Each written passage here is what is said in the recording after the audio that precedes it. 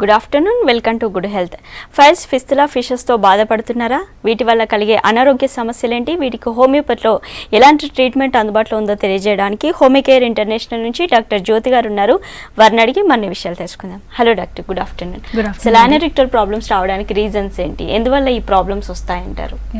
So anorectal problems కానివ్వండి are other problems ఏదైనా రావడానికి వాళ్ళ కారణాలు ఏంటంటే ఒక దగ్గర ఎక్కువ కూర్చొని పని చేయడము కానివ్వండి, సెడెంటరీ హ్యాబిట్స్ అంటే బాగా కంప్యూటర్ సిస్టమ్ వర్క్ వల్ల కానివ్వండి ఆర్ డ్రైవర్స్లో కానివ్వండి కంటిన్యూస్ లాంగ్ అవర్స్ వరకు జర్నీ చేయడం వల్ల కానీ ఆర్ డయట్లో ఏదైనా చేంజ్ వచ్చినప్పుడు లైక్ జంక్ ఫుడ్స్ కానీ ఆయిలీ ఫుడ్స్ కానీ ఇలాంటివి తీసుకున్నట్లు కనుక అయితే, దాంతోపాటు లైక్ నాన్ వెజ్ కానీ ఆల్కహాల్ కానీ ఇది రెగ్యులర్గా ఒకవేళ ఇంటేక్ చేస్తూ ఉంటే డెఫినెట్గా ఈ యానోరెక్టల్ ప్రాబ్లమ్స్కి దారి తీయొచ్చండి. దాంతోపాటు ఏంటంటే కొంతమందికి ఈవెన్ జెనెటిక్ ప్రాబ్లమ్స్ కూడా ఉండొచ్చు. దాంతోపాటు ఏంటంటే మనకి అదర్ ప్రాబ్లమ్స్ అంటే ఏమైనా డిజీజెస్ ఏమైనా ఉన్నాయా లైక్ థైరాయిడ్ కానీ ఆర్ ఏదైనా లైక్ యానోరెక్టల్ ప్రాబ్లమ్స్కి దారి తీయడానికి అవకాశం ఉంటుంది అనమాట.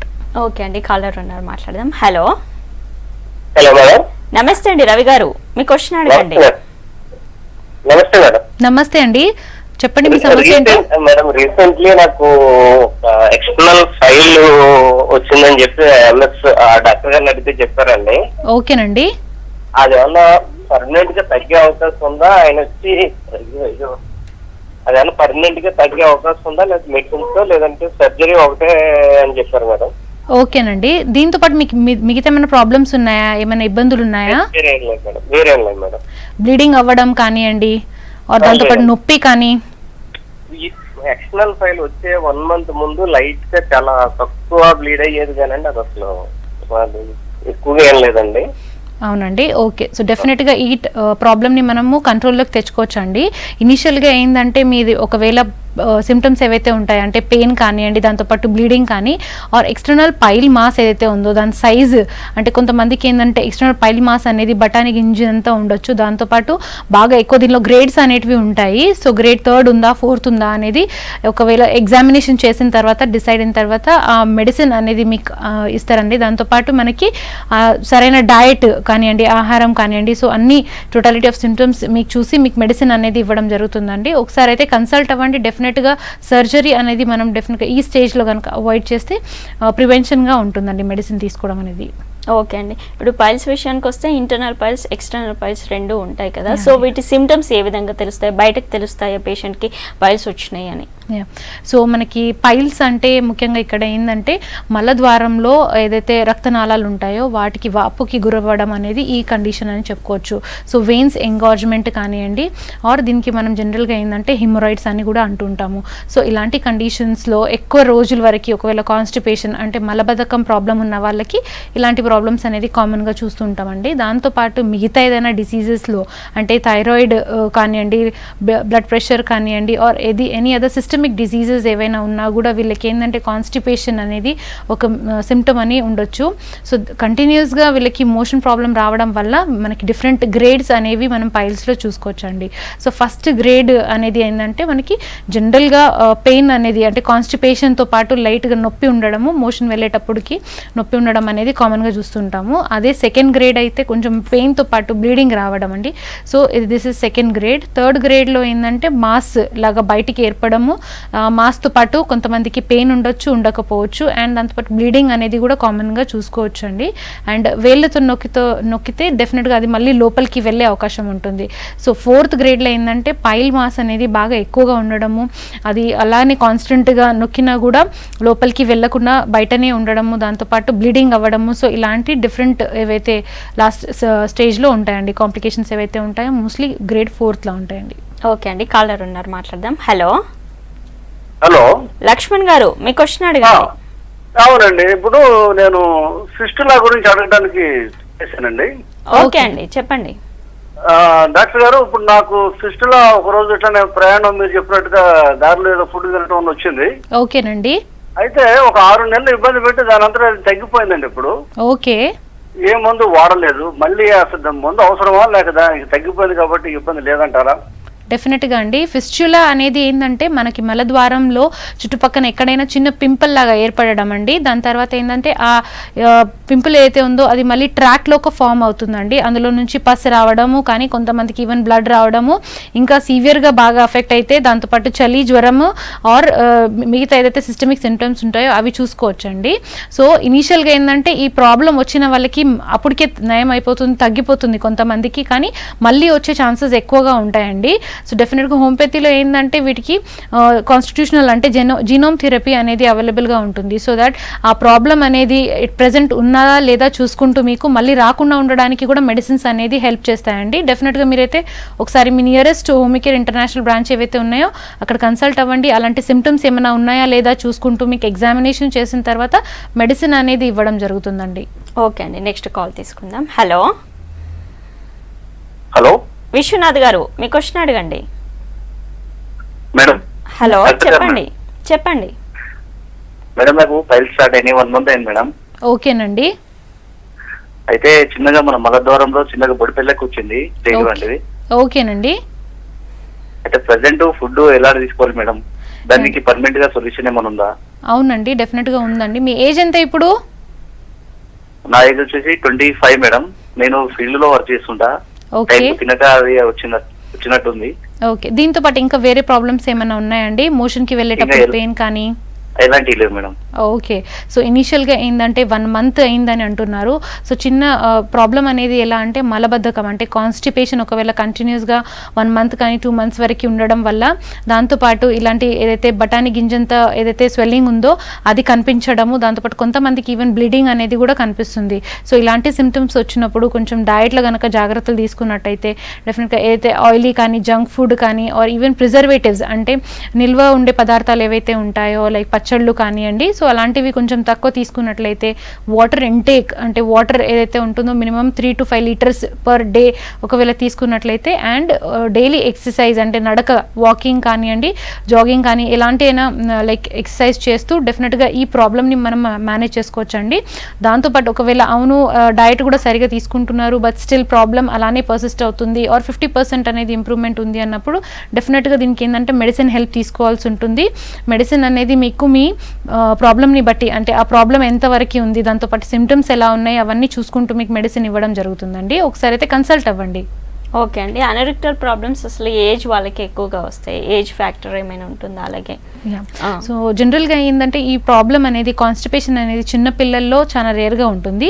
వీళ్ళు ఏంటంటే వాటర్ తాగకపోవడం కానివ్వండి అలాంటి దానిలో అశ్రద్ధ చూపించడం వల్ల ఏంటంటే పిల్లల్లో కాన్స్టిపేషన్ అనేది కామన్గా చూస్తుంటాము. కానీ ఈ ప్రాబ్లం పైల్స్ కానీ ఫిషర్స్ కానీ ఫిస్చులా అనేది మనకి 20 to 40 years అంటే అడల్ట్స్ ఎవరైతే ఉంటారో అడల్ట్ ఏజ్ గ్రూప్లలో ఎక్కువగా చూస్తుంటాము. అండ్ ప్లస్ 40 years తర్వాత కూడా ఏంటంటే నార్మల్ ఫిజియోలాజికల్ ప్రాసెస్ వల్ల అంటే మనకి బాడీ యొక్క మసిల్స్ ఏవైతే ఉంటాయో ఆర్ స్పింక్టర్స్ ఏవైతే ఉంటాయో అవి లూజ్ అవ్వడం వల్ల ఇలాంటి పైల్స్ ప్రాబ్లం అనేది మనం 50 తర్వాత కూడా చూడొచ్చండి. ఓకే అండి, ఇప్పుడు ఫిషర్స్ సిమ్టమ్స్ ఏ విధంగా ఉంటాయి? సో ఫిషర్స్ అంటే మనకి మలద్వారం దగ్గర చిన్న చీళ్ళు పగుళ్ళు అనేటివి ఉంటాయండి, చిన్న క్రాక్స్ లాగా వస్తాయి. సో ఇనీషియల్గా ఏంటంటే దీంతో పాటు బాగా పెయిన్ ఉండడం, మోషన్ వెళ్ళేటప్పుడు పెయిన్ ఉండడము, బాగా బ్లీడింగ్ అవ్వడం, కొంతమందికి ఈవెన్ ఏంటంటే దానిలో ఏదైనా బ్యాక్టీరియల్ ఇన్ఫెక్షన్ కానివ్వండి, పస్ ఫార్మేషన్ లాంటిది అవుతే దాంతోపాటు ఫీవర్ కానీ ఆర్ చలి జ్వరం రావడం అనేది కామన్గా చూస్తూ ఉంటాము. సో ఇలాంటి ఫిషర్స్ అనేవి మనకు జనరల్గా ఏంటంటే కాన్స్టిపేషన్ అంటే మలబద్ధకం ఎక్కువ ఉన్న రోజులు ఒకవేళ ఎక్కువ ఉన్నది అనుకోండి, సో ఈ ఫిషర్ ప్రాబ్లం అనేది డెవలప్ అవ్వచ్చు. అండ్ ఈవెన్ కొంతమంది లేడీస్లో కూడా ప్రెగ్నెన్సీలో ఎట్లయితే అంటే లైక్ ఫీటస్ వెయిట్ ఎక్కువ పడుతుండగా మనకి అబ్డామినల్ ప్రెషర్ ఇంక్రీజ్ అయ్యే బట్టి వెయిట్ అనేది పడడం వల్ల కొంతమందికి ఫిషర్స్ అనేవి ప్రెగ్నెన్సీలో కానీ పోస్ట్ డెలివరీలో అంటే డెలివరీ అయిన తర్వాత కూడా ఇలాంటి ప్రాబ్లమ్స్ అనేవి మనము ఫీమేల్స్లో చూసుకోవచ్చండి. ఓకే అండి, కాలర్ ఉన్నారు, మాట్లాడదాం. హలో హలో బాలచంద్ర గారు, మీ క్వశ్చన్ అడగండి. హలో చెప్పండి మీ ప్రాబ్లం. మేడం లాంగ్ 16 అయింది. ఓకే, అదే డాక్టర్ గారు స్కానింగ్ చేపించారు, స్కానింగ్ చేపిస్తే ఓకేనండి. అయితే అది ఐ 16 అయింది, ఇక లోపల దాకా వెళ్ళిపోయింది, దాన్ని ఆపరేషన్ సర్జరీ చేయాలని చెప్పారు. ఓకేనండి, మీకు ప్రాబ్లమ్స్ ఏమైనా ఉన్నాయా, ఇప్పుడు సిమ్టమ్స్ ఏమైనా ఉన్నాయా? అయితే దానికి కొంచెం ఫస్ట్ 2 నెలల కింద 2 నెలల కింద కొంచెం పొట్టిన దాకా బయటకు వచ్చింది. ఓకే. ఆ తర్వాత కొన్ని మెడిసిన్ వాడినాము. అయితే అది కొంచెం ఒక చిట్ట గింజ అంత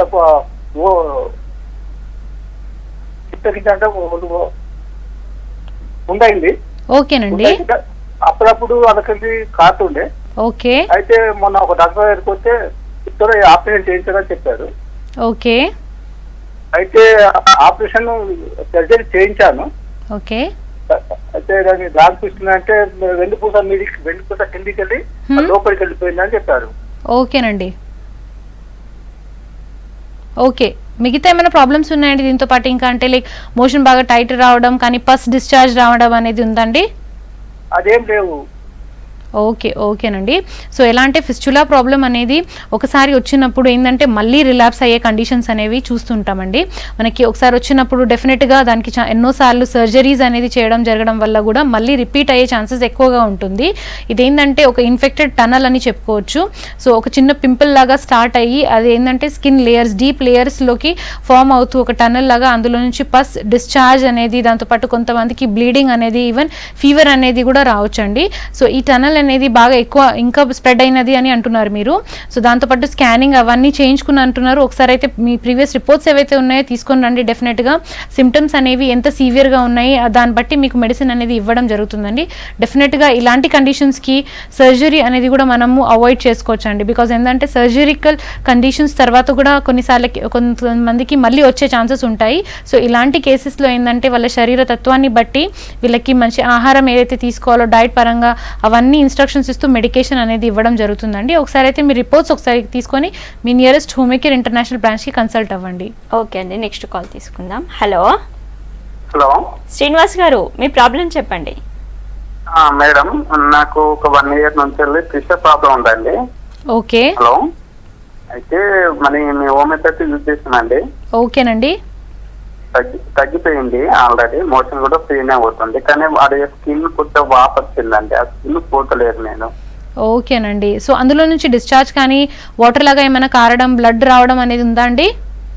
ఏం లేదండి. ఇప్పుడు మోషన్ ఫ్రీగా ఉందండి? చాలా ఫ్రీగానే పోతున్నా. ఏం లేదండి, ఓన్లీ వాపు ఉందండి అది. ఓకే. ఓకే. సో కొంతమందికి ఏంటంటే ఫిషర్ కానీ ఫిస్చులా ఒకవేళ హీల్ అయిన తర్వాత కూడా అక్కడ ఒక చిన్న వాపు కానీ పింపుల్ లాగా ఉండిపోతుందండి. సో ఎలా అయితే టైం అంటే లైక్ ఇదైతుందో వితౌట్ కాన్స్టిపేషన్ అంటే లైక్ మలబద్ధకం అనేది ప్రాబ్లం లేకపోతే డెఫినెట్గా ఈ పింపుల్ కానీ ఈ వాపు అనేది కూడా డెఫినెట్గా మెల్లమెల్లగా తగ్గిపోతుందండి. సరైన డయట్ కానీ వాటర్ ఇంటేక్ అనేది పెంచితే డెఫినెట్గా ఇది కొంచెం ఇంకా తొందరగా వెళ్ళే అవకాశం ఉంటుందండి.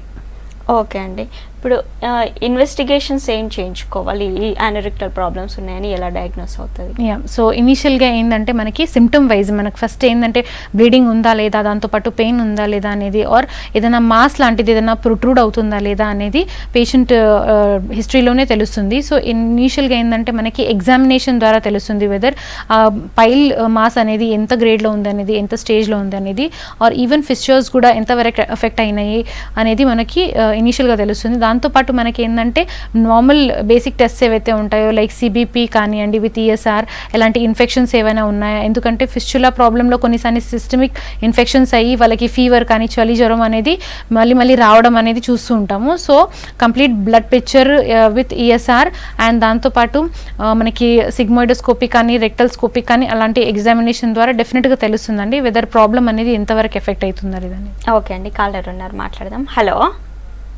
హలో వెంకటపతి గారు, మీ క్వశ్చన్ అడగండి. అవును మేడం, అవును మేడం, చెప్పండి మేడం. చెప్పండి. ప్రాబ్లం చెప్పండి. ఏదండి మేడం, పాపకు పిస్తోల్ వచ్చింది మేడం. ఓకేనండి. ఆ పిస్తోల్ వచ్చింది, 2 times సర్జరీ చేసినాము. ఓకే. 2 times చేసినాము, మళ్ళా వచ్చింది మేడం అది. ఓకేనండి. ఇప్పుడు మీ పాప ఏజ్ ఎంత అండి? ఏజ్ ఇప్పుడు 16 అయిపోయి 17 పన్నాయి మేడం. ఓకే. ఓకేనండి. ఇంకా ఏమైనా ప్రాబ్లమ్స్ ఉన్నాయండి? పస్ లాంటిది రావడం కానీ? ఏం లేవు మేడం. ఓకే. అమ్మాయి బాగా ఉంది మేడం. ఓకేనండి. దాంతోపాటు మిగతా ఏమైనా ప్రాబ్లమ్స్? మిగతా ప్రాబ్లమ్స్ ఏం లేదు మేడం. ఓకేనండి. సో చిన్న ఏజ్లోనే ఇలాంటి ప్రాబ్లం అనేది వస్తుందని చెప్తున్నారు. ప్లస్ రీకరెంట్గా అంటే ఫిస్టులా ప్రాబ్లం అనేది మళ్ళీ ఒకసారి హీల్ అయిన తర్వాత మళ్ళీ వచ్చే ఛాన్సెస్ ఎక్కువగా ఉంటాయండి. సో వీళ్ళకి ఏంటంటే మెడిసిన్ అనేది జీనోమ్ థెరపీ అంటే కాన్స్టిట్యూషనల్ సిమ్లిమమ్ థెరపీ ద్వారా ఏంటంటే వీళ్ళ శరీర తత్వాన్ని బట్టి వీళ్ళకి మెడిసిన్ ఇవ్వడం వల్ల ఆ ఫిస్టులా ప్రాబ్లం ఇప్పుడు ఏదైతే ఫిస్టులా ఉందో అది హీల్ చేస్తూ దాని తర్వాత దాని కాంప్లికేషన్స్ ఏవైతే ఉంటాయో అవి కూడా అవాయిడ్ చేస్తూ మళ్ళీ ఫ్యూచర్లో రాకుండా ఉండడానికి వీళ్ళకి మెడికేషన్ అనేది డెఫినెట్గా ఇస్తుంటా ఉంటారండి. సో ఒకసారి అయితే మీ నియరెస్ట్ హోమ్ కేర్ ఇంటర్నేషనల్కి మీ పాపని తీసుకొని కన్సల్ట్ అవ్వండి. అక్కడ మీకు సరైన సలహాలు అండ్ డయట్ అనేది కూడా మీకు అందిస్తూ ఉంటారండి. ఓకే అండి. కాన్స్టిపేషన్ ఉన్న వాళ్ళకి అనరెక్టల్ ప్రాబ్లం వచ్చే ఛాన్స్ ఉంది అనుకోవచ్చు. అంటే అనరెక్టల్ ప్రాబ్లం ఉన్న వాళ్ళకైతే ఈ ప్రాబ్లం కంపల్సరీ ఉంటుంది. బట్ ఈ కాన్స్టిపేషన్ ఉన్న వాళ్ళకి ఎలా ఉంటుంది? అనరెక్టల్ ప్రాబ్లం వచ్చే ఛాన్స్ ఏమైనా ఉంటుందా? యా అండి. సో మెయిన్ బేసిక్గా అనరెక్టల్ ప్రాబ్లమ్స్ ఏవైతే ఉంటాయో దానికి ఫస్ట్ ఏంటంటే కాన్స్టిపేషన్ అనేది మెయిన్ రీజన్ అండి. సో ఇలాంటి కాన్స్టిపేషన్ ప్రాబ్లం అనేది మనకి నార్మల్గా ఒకవేళ ఆహారం సరిగా తీసుకోకపోయినా అంటే పీచు పదార్థాలు ఒకవేళ తక్కువ తీసుకున్నా కూడా ఆర్ వాటర్ ఇంటేక్ ఒకవేళ తక్కువ తీసుకున్నా ఆర్ ఫిజికల్ యాక్టివిటీ అంటే ఒక దగ్గరనే కూర్చోవడం అనేది కంటిన్యూస్గా అవర్స్ తరబడి ఒక దగ్గర కూర్చోవడం అలాంటిది చేస్తూ ఉంటే ఈ కాన్స్టిపేషన్ ప్రాబ్లం అంటే మలబద్ధకం కానివ్వండి ఈవెన్ మోషన్ వెళ్ళేటప్పుడు నొప్పి కానీ ఇలాంటి ప్రాబ్లమ్స్ అనేవి ఫేస్ చేస్తూ ఉంటాము. సో దీనికి ఏంటంటే ఆ ప్రాబ్లం వల్ల ఆర్ కొంతమందికి ఏంటంటే డిసీజెస్లో అంటే థైరాయిడ్ కానీ బీపీ కానీ షుగర్లో ఇది ఒక సెకండరీ సిమ్టమ్ అంటే కాన్స్టిపేషన్ అనేది ఒక సిమ్టమ్గా ఉంటుంది. సో ఇలాంటి కేసెస్లో కూడా వాళ్ళకి ఏంటంటే ఎక్కువగా ప్రాబ్లం రావడం దాంతోపాటు మోషన్ వెళ్ళేటప్పుడు బ్లీడింగ్ రావడం అనేది కామన్గా మనం అనరెక్టల్ ప్రాబ్లమ్కి మెయిన్ రీజన్ అనేది కాన్స్టిపేషన్ అనేది చెప్పుకోవచ్చండి. ఓకే అండి. అంటే ఈ ప్రాబ్లమ్స్ ఉన్న వాళ్ళకి డైట్ చాలా ఇంపార్టెంట్ అంటారు కదా, స్పైసీ ఫుడ్ తినకూడదు, నాన్ వెజ్ తినకూడదు అని చెప్తూ ఉంటారు. సో ఏం తినొచ్చు, ఏం అవాయిడ్ చేయొచ్చు? ఎస్ అండి. సో ఫస్ట్ ఏంటంటే మనకి ఇలాంటి ప్రాబ్లమ్స్ అనరెక్టల్ ప్రాబ్లమ్స్ కానివ్వండి కాన్స్టిపేషన్ కానివ్వండి సో ఇనీషియల్గా మనకి ప్రాబ్లం ఉన్నప్పుడు ప్రైమరీ స్టేజ్లోనే మనం ఒకవేళ డయాగ్నోస్ చేసి ట్రీట్మెంట్ తీసుకున్నట్లు కనుకైతే ఆర్ డయట్లో కొన్ని చేంజెస్ చేసినట్లు కనుకైతే డెఫినెట్గా ఇవి మళ్ళీ గ్రేడ్స్లోకి రాకుండా అంటే గ్రేడ్ 2 గ్రేడ్ 3 కానీ గ్రేడ్ 4లోకి వెళ్ళకుండా నార్మల్ ఇనీషియల్గానే ట్రీట్మెంట్ తీసుకుంటే డెఫినెట్గా ఇవి హీల్ అయ్యే అవకాశాలు ఉంటాయి. ఇనీషియల్గా ఏంటంటే వీళ్ళకి వాటర్ ఇంటేక్ ఏవైతే ఉంటాయో almost 2 to 3 litres per day అనేది చెప్పుకోవచ్చు తీసుకోవడం అనేది మ్యాండేటరీగా ఉంటుంది. దాంతోపాటు పీచు పదార్థాలు కానివ్వండి డైలీ గ్రీన్ లీఫీ వెజిటేబుల్స్ కానివ్వండి ఆర్ ఫ్రూట్స్ కానివ్వండి ఇలాంటి ఇంటేక్ దాంతోపాటు బాగా ఆయిలీ కానీ స్పైసీ ఫుడ్ అలాంటిది అవాయిడ్ చేస్తూ ఈవెన్ రెగ్యులర్గా ఒక ఫిజికల్ యాక్టివిటీ అంటే వాకింగ్ జిమ్మింగ్ కానీ సైక్లింగ్ కానీ ఇలాంటివి చేస్తూ ఉంటే డెఫినెట్గా మనకి బ్లడ్ సర్క్యులేషన్స్ అవంతా నార్మల్గా అయ్యి ఈ కాన్స్టిపేషన్ కానీ అనరెక్టల్ ప్రాబ్లమ్స్ కానివ్వండి ఇలాంటివి తగ్గించే అవకాశం ఉంటాయి. ఓకే అండి. కాలర్ ఉన్నారు, మాట్లాడదాం. హలో హలో హలో చెప్పండి మేడం. వీరప్ప గారు మీరే చెప్పండి ప్రాబ్లం ఏంటో. నాకు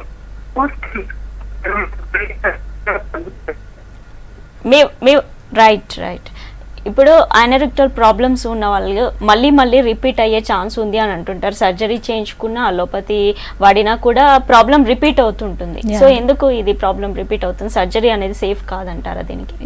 సో ఇనీషియల్గా ఏంటంటే పైల్స్లో కూడా మనకి ఇనీషియల్గా ఫస్ట్ గ్రేడ్ కానివ్వండి నార్మల్గా ఫస్ట్ ఏంటంటే కాన్స్టిపేషన్ ఉండడం మలబద్ధకం ఉండడం దాంతోపాటు కొంతమందికి పెయిన్ ఉండొచ్చు ఉండకపోవచ్చు అండ్ మళ్ళీ అది గ్రేడ్స్లోకి మారుతూ ఉంటే అంటే సెకండ్ గ్రేడ్ దాంతోపాటు బ్లీడింగ్ రావడము ఈవెన్ థర్డ్ గ్రేడ్ ఏంటంటే పైల్ మాస్ బయటికి కనిపించడము మళ్ళీ అందులో కూడా అశ్రద్ధ చూపించినట్లప్పుడైతే గ్రేడ్ 4లోకి వెళ్ళడము అంటే బాగా పైల్ మాస్ అనేది బాగా గ్రేప్స్ బంచ్ ఆఫ్ గ్రేప్స్ లాగా బయటికి రావడం దాంతోపాటు అది నొక్కినా కూడా లోపలికి పోకపోవడము బ్లీడింగ్ బాగా ఎక్కువ ఉండడము. సో ఇలాంటి స్టేజెస్ అనేవి ఎక్కువగా కాంప్లికేషన్స్లో చూసుకోవచ్చు. సో ఇలాంటి ఏవైనా కండిషన్స్ ఉన్నప్పుడు కూడా మనకి గ్రేడ్ 4 కండిషన్స్లో కూడా మనకి హోమియోపతిక్ మెడిసిన్స్ అనేవి బాగా హెల్ప్ చేస్తాయి. ఇనీషియల్గా ఏవైతే ప్రెజెంటింగ్ సిమ్టమ్స్ ఉంటాయో అంటే పెయిన్ కానీ బ్లీడింగ్ కానీ అవి మెల్లమెల్లగా తగ్గిస్తూ ఆ పైల్ మాస్ ఏదైతే ఉందో అది ష్రింక్ అవ్వడానికి కానివ్వండి ఆర్ కాన్స్టిపేషన్ అనేది నార్మల్కి తెస్తూ వీళ్ళకి మెడిసిన్ అనేది ఇవ్వడం జరుగుతుందండి.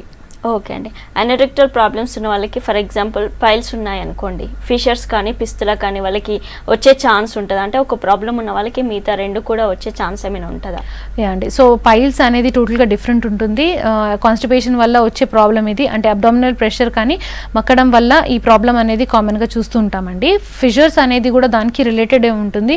కొంతమంది లేడీస్కి ఏంటంటే ప్రెగ్నెన్సీలో ఫీటల్ వెయిట్ ఎక్కువయ్యి ఫిషర్స్ అనేది రావడం కానివ్వండి ఆర్ ఎక్కువగా టైలరింగ్ కానీ డ్రైవింగ్ చేసే వాళ్ళలో ఈ ఫిషర్స్ అంటే చీళ్ళు పగుళ్ళు ఏవైతే ఉంటాయో అవి చూడడము కామన్గా చూస్తుంటాము. దాంతోపాటు అందులో బ్యాక్టీరియల్ ఇన్ఫెక్షన్ ఏదైనా వచ్చినప్పుడు సిస్టమిక్ సిమ్టమ్స్ లైక్ ఫీవర్ కానీ అందులో నుంచి వాటర్ రావడం ఆర్ పస్ రావడం అనేది చూస్తూ ఉంటామండి. సో ఇలాంటి వాటికి కూడా మనం ఒకవేళ హైజీన్ గనక డెఫినెట్గా తీసుకున్నట్లయితే అంటే అనోరెక్టల్ ఏదైతే ఏరియా ఉందో అది నీట్గా పెట్టడం కానివ్వండి ఆర్ హైజీనిక్ కండిషన్స్లో ఉంచడం, బ్యాక్టీరియల్ ఇన్ఫెక్షన్కి గురి కాకుండా చూసుకోవడం అనేది డెఫినెట్గా చేస్తూ ఆహారంలో మార్పులు ఏవైనా తీసుకున్నప్పుడు డెఫినెట్గా ఇలాంటి ప్రాబ్లమ్స్ అనేవి మనం అవాయిడ్ చేసుకోవచ్చు అండి. ఓకే అండి, కాలర్ ఉన్నారు. Hello hello madam.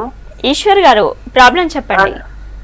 మేడం ఈ పైల్స్ కాకుండా ఇంత ముందుకు నాకు గడ్డలు అయ్యాయి మేడం. ఓకేనండి. అంటే ఆల్రెడీ దానికి ఇంత ముందుకు సర్జరీ చేశాము. ఓకే. ఆల్రెడీ అది రిపీట్ అయ్యింది. ఓకే. మనం ఏమన్నా ఇప్పుడు సీము వస్తూ ఈ పెసరపప్పు అలా తిన్నప్పుడు ఏమైతుందంటే అప్పుడప్పుడు సీము బ్లడ్ ఓన్లీ వస్తున్నది. మనం బాత్రూమ్ వెళ్ళేటప్పుడు మనకేం రావట్లేదు. ఓకేనండి. ఏమైనా హెవీ జర్నీ చేసినప్పుడు దాని ఏమైనా బస్సులలో ఎత్తేసినప్పుడు ఓకే మనకు సీము ఇట్లా బ్లడ్ లాగా లైట్ గా వస్తున్నది, అంత హెవీ రావట్లేదు. ఓకే. దీనికి సొల్యూషన్ ఏమని చెప్పగలుగుతారా మేడం? యా అండి, డెఫినెట్గా మనకి ఏంటంటే మీరు చెప్పే ప్రాబ్లమ్ని బట్టి ఫిస్చులా ప్రాబ్లం అనే ఉంది. సో దీనికి మీరు ఏంటంటే ఇదేంటంటే చిన్న స్వెల్లింగ్ లాగా వస్తుంది యానోరెక్టల్ ఏరియా దగ్గర. సో దీనికి ఏంటంటే చాలా మంది ఇనీషియల్గా అది పింపుల్ లాగా ఉంది అండ్ దానిలోపు నుంచి పస్ వెళ్తుంది అని చెప్పేసి బాగా ఎక్కువ ప్రాబ్లం ఉన్నప్పుడు సర్జరీ లాంటిది చేస్తుంటారండి. సర్జరీ చేసిన తర్వాత కూడా ఇలాంటి ప్రాబ్లమ్స్ అనేది మళ్ళీ రిపీట్ అవ్వడము, ఈవెన్ ఏదైతే ఉంటుందో సిమ్టమ్స్ అంటే అప్పుడులాగా సివియర్ కాకుండా ఇంకా అంటే లైక్ స్ట్రెస్కి గురైన అంటే బాగా జర్నీస్ ఎక్కువ చేసేటప్పుడు కానివ్వండి, డయట్లో ఏదైనా చేంజ్ వచ్చినప్పుడు అంటే లైక్ వాటర్ అంటే పప్పులు కానివ్వండి ఆర్ చికెన్ కానీ అలాంటిది తీసుకున్నప్పుడు ఇలాంటి పస్ డిశ్చార్జ్ అనేది కామన్గా రావడం అనేది చూస్తూ ఉంటాము. సో ఇలాంటి ప్రాబ్లమ్స్కి ఏంటంటే మన దగ్గర పర్మనెంట్ టెంపరీ కాకుండా పర్మనెంట్ సొల్యూషన్ అనేది అవైలబుల్గా ఉంటుందండి. సో ఇలా ప్రాబ్లం ఏదైతే ఉంటుందో ఫిస్చులది అది మన శరీర తత్వాన్ని బట్టి ఉంటుంది, మళ్ళీ మళ్ళీ వచ్చే అవకాశం ఉంటుంది. సో వీళ్ళకి ఏంటంటే జెనెటిక్ కాన్స్టిట్యూషనల్ సిమ్యులమ్ థెరపీ ద్వారా వీళ్ళకి ఒక మానసిక శారీరక లక్షణాలన్నీ బట్టి వీళ్ళకి మెడిసిన్ అనేది ఇవ్వడం జరుగుతుంది. సో దట్ ఆ ప్రాబ్లం అనేది మొత్తానికి రూట్ నుంచి వెళ్ళిపోయి మళ్ళీ రాకుండా ఉండడానికి ఉంటుంది ట్రీట్మెంట్. డెఫినెట్గా ఒకసారి అయితే కన్సల్ట్ అవ్వండి. ఓకే అండి, నెక్స్ట్ కాల్ తీసుకుందాం. Hello hello madam. శివ గారు, మీ క్వశ్చన్ అడగండి. మేడం నాకు 10 days నుంచి పైల్స్ ఉన్నాయి మేడం. ఓకేనండి. ఇంతకుముందు లేదండి ఈ ప్రాబ్లం మీకు? లేదు మేడం, 10 days బిఫోర్ వచ్చింది మేడం. ఓకే, ఏంటి సమస్య ఏంటి? పైల్స్ అంటే మేడం కొంచెం బ్లీడింగ్ అయింది మేడం 10 days బిఫోర్. ఓకేనండి. తర్వాత నేను ఇక్కడ రీసెంట్ గా మా ఊర్లో చూపించుకున్నాను 10 days బిఫోర్. చూపించుకున్న తర్వాత మళ్ళీ నాకు రాలేదు ఇంకా.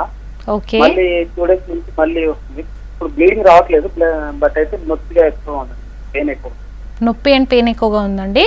ఓకే, దాంతోపాటు ఏదైనా స్వెల్లింగ్ కానీ ఆర్ ఏదైనా బయటకు వచ్చినట్టుందండి మాస్? అదే కొంచెం బయటికి వచ్చినట్టుగా ఉంది మేడం.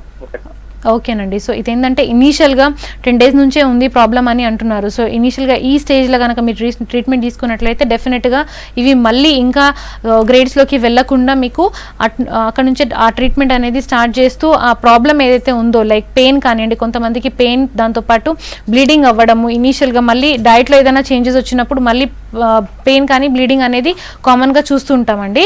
సో ఇలాంటి ప్రాబ్లమ్స్కి డెఫినెట్గా ఇప్పుడు ట్రీట్మెంట్ తీసుకున్నట్లయితే డెఫినెట్గా ఇలాంటిది అనేది అవాయిడ్ చేసుకోవచ్చండి. కాంప్లికేషన్స్ అనేది ఒకసారి అయితే కన్సల్ట్ అవ్వండి.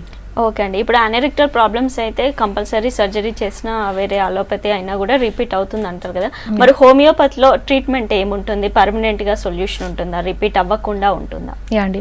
సో మనకేంటంటే ప్రాబ్లం ఇక్కడ ప్రాబ్లమ్ని బట్టి ఉంటుంది. మనకి పైల్స్ ఉందా, లేదంటే ఫిషర్ ఉందా, లేదంటే ఫిస్చులా ఉంది అనేది. సో దీన్ని బట్టి ఏంటంటే ఆ ప్రాబ్లమ్స్ అనేది సిమ్టమ్స్ ఎంత సీవియర్గా ఉన్నాయి, బ్లీడింగ్ ఉందా, కాన్స్టిపేషన్ ఉందా అనేది చూసుకుంటూ వాళ్ళ యొక్క శారీరక మానసిక లక్షణాలు బట్టి మెడిసిన్ అనేది ఇవ్వడం జరుగుతుంది. దాంతో పాటు కాన్స్టిపేషన్ అంటే మలబద్ధకం ఏదైతే ఉందో దాని అండర్లైన్ కాజ్ ఏదైతే ఉందో అంటే కొంతమందికి థైరాయిడ్లో హైపోథైరాయిడిజంలో కూడా ఇలాంటి ప్రాబ్లమ్స్ అనేటివి ఉండొచ్చు. సో అండర్లైన్ కాజ్ని ట్రీట్ చేస్తూ ఆ కాన్స్టిపేషన్ కానివ్వండి ఆర్ బ్లీడింగ్ కానీ ఆర్ ఏదైనా పాయిల్ మాస్ అనేది కూడా మెల్లమెల్లగా తగ్గించడానికి వీళ్ళకి మెడిసిన్ ఇస్తూ దాంతోపాటు డయటరీ ఏవైతే అడ్వైస్ ఉంటాయో అవి కూడా చేయడం జరుగుతుంది. సో ఇలాంటి ఏదైతే జెనెటిక్ కాన్స్టిట్యూషనల్ సిమ్యులమ్ థెరపీ ద్వారా వీళ్ళకి ఆ ప్రాబ్లం అనేది మొత్తానికి రూట్ నుంచి వెళ్ళి మళ్ళీ రాకుండా ఉండడానికి కూడా మెడిసిన్స్ అనేది అందుబాటులో ఉంటాయండి. ఓకే అండి, ఎలాంటి ప్రికాషన్స్ తీసుకోవాలి వీళ్ళు డైట్తో పాటు? డయట్తో పాటు మనకి రెగ్యులర్గా ఫిజికల్ యాక్టివిటీ కానివ్వండి, ఆర్ ఇలాంటి ప్రాబ్లమ్స్ వచ్చినప్పుడు ఇనీషియల్ స్టేజ్లోనే అంటే ప్రివెన్షన్గా ఇనీషియల్ స్టేజ్లోనే వీళ్ళు ట్రీట్మెంట్ కనుక తీసుకున్నట్లయితే ఇవి మళ్ళీ లేటర్ గ్రేడ్స్లోకి వెళ్లకుండా పూర్తిగా నయం అయ్యే అవకాశం ఉంటుంది. ఈవెన్ సర్జరీ కూడా అంటే సర్జికల్ కండిషన్స్ ఏవైనా ఉన్నా కూడా గ్రేడ్ 4లో ఆర్ ఫిస్చులా కూడా ఏదైతే ప్రాబ్లమ్స్ ఉంటాయో ఇవి కూడా సర్జరికల్ కాకుండా నార్మల్గా మెడిసిన్ తోటే హీల్ అయ్యే అవకాశం కూడా ఉంటుందండి. ఓకే అండి. కొంతమందికి పైల్స్ ఉన్న వాళ్ళలో బ్లీడింగ్ మాత్రమే అవ్వకుండా పెయిన్ ఉంటుంది కంపల్సరీ. వాళ్ళకి ఎన్ని ఇయర్స్ అయినా కూడా పెయిన్ మాత్రమే, లేదంటే స్పైసీ ఫుడ్ ఏమైనా తిన్నా కూడా ఇలా పెయిన్ వస్తూ ఉంటుంది. సో ఎందుకు ఇలా జరుగుతుంది? సో ఇది ఏంటంటే ఇనీషియల్గా ఫస్ట్ గ్రేడ్ అని చెప్పుకోవచ్చు మనము. ఫస్ట్ గ్రేడ్లో ఏంటంటే మనకి పెయిన్ మోషన్ వెళ్ళే ద్వారంలో ఏదైనా పైల్ మాస్ లాంటిది లేకపోవడం వల్ల కూడా వీళ్ళకి ఏంటంటే పెయిన్ రావడము, మలబద్ధకం ఉండడము. సో ఇలాంటి ప్రాబ్లమ్స్ వల్ల వీళ్ళకి ఏంటంటే పెయిన్ అనేది కామన్గా చూస్తుంటాము. సో డయట్లో ఎటువంటి చేంజెస్ వచ్చినా కూడా అంటే వాటర్ ఇంటేక్ ఒకవేళ తక్కువ తీసుకున్నా కానివ్వండి, ఆర్ ఫైబర్ డయట్ పీచు పదార్థాలు ఒకవేళ తక్కువ తీసుకున్నా కానీ వీళ్ళకి ఇలాంటి ప్రాబ్లమ్స్ అనేది ఫేస్ అవుతూ ఉంటాయి. సో వీళ్ళకి ఏంటంటే ట్రీట్మెంట్తో పాటు ఇలా హోమియోపతిలో ఇనిషియల్గానే ఒకవేళ స్టార్ట్ చేస్తే డెఫినెట్గా అది పూర్తిగా తగ్గే అవకాశాలు ఉంటాయి. అండ్ దాంతోపాటు డయటరీ రిస్ట్రిక్షన్స్ ఏవైతే ఉంటాయో అంటే ఆహారంలో ఎటువంటి జాగ్రత్తలు అనేది తీసుకోవాల్సి ఉంటుందో అవన్నీ ఎక్స్ప్లెయిన్ చేయడం వల్ల ఈ ప్రాబ్లమ్స్ కూడా తగ్గించే అవకాశం ఉంటుంది. ఓకే అండి. అనరెక్టల్ ప్రాబ్లమ్స్కి సర్జరీ అయితే సేఫ్ కాదు, హోమియోపతి వల్ల పర్మనెంట్ సొల్యూషన్ ఉందంటున్నారు. థ్యాంక్ యూ సో మచ్ అండి. ఇది వాళ్ళ గుడ్ హెల్త్. కీప్ వాచింగ్ మీ 6 న్యూస్.